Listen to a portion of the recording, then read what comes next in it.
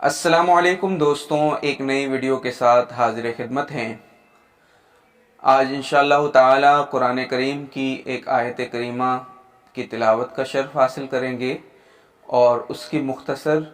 تشریح جو کہ ایک انتہائی اہم عقیدے کے حوالے سے ہمارے سامنے موجود ہے وہ آپ کے سامنے بیان کریں گے۔ تو سب سے پہلے قرآن کریم کی آیت کی تلاوت سماعت فرمائیں۔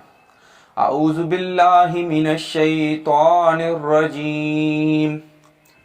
بسم اللہ الرحمن الرحیم۔ ام کنتم شہداء اذ حضر یعقوب الموت اذ قال لبنیہ ما تعبدون من بعدی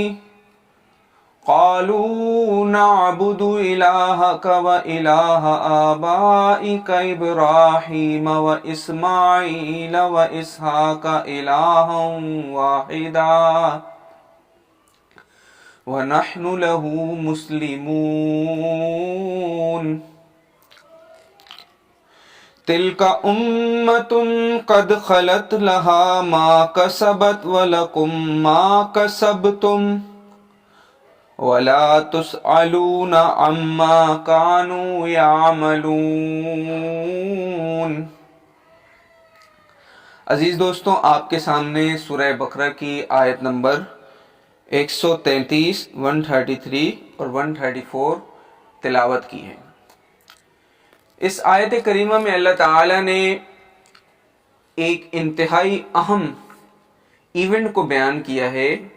جو تاریخ کے اندر واقع ہوا، اور بلا واسطہ طور پر اللہ تعالیٰ نے جو یہ واقعہ ذکر کیا ہے اس سے یہودیوں کو یاد دہانی کروانا ہے کہ تم بھائی جو عقیدہ رکھتے ہو وہ عقیدہ وہی ہے جو محمد صلی اللہ علیہ وسلم اور تمام انبیاء نے بیان کیا ہے، تمہارا عقیدہ وہی ہونا چاہیے تھا، لیکن تم عجیب ہٹ درم انسان ہو کہ محمد کی بات کو تو نہیں مانتے صلی اللہ علیہ وسلم، لیکن اپنے عقیدے کو مانتے ہو۔ تو یہاں حضرت یعقوب علیہ السلام کا جب آخری وقت آیا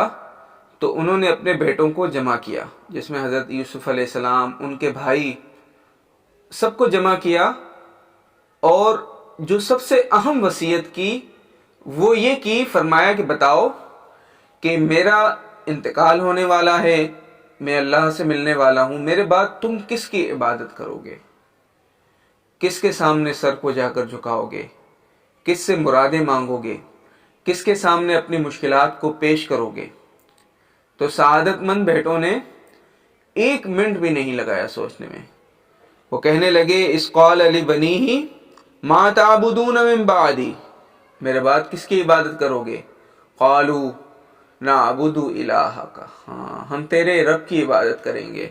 وَإِلَٰهَ آبَائِكَ، اور تیرے آباء و اجداد، اور آباء و اجداد بھی چھوٹے نہیں، ابراہیم علیہ السلام، اسماعیل علیہ السلام، حضرت اسحاق علیہ السلام،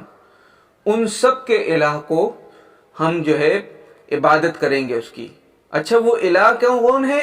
الہ واحدہ، وہ الہ ہے بھی ایک ہی ہے، وَنَحْنُ لَهُ مُسْلِمُونَ، اور ہم فرما بردار ہیں۔ اگر عام فہم میں ترجمہ کریں تو ہم مسلمان ہیں۔ تو اللہ تعالیٰ نے یہودیوں کو بتایا کہ بھائی دیکھو، تم کہتے ہو کہ یہودیوں کا عقیدہ سب سے بہترین ہے، تو وہ عقیدہ جو یہودیوں کا ہے وہی محمد صلی اللہ علیہ وسلم کا ہے،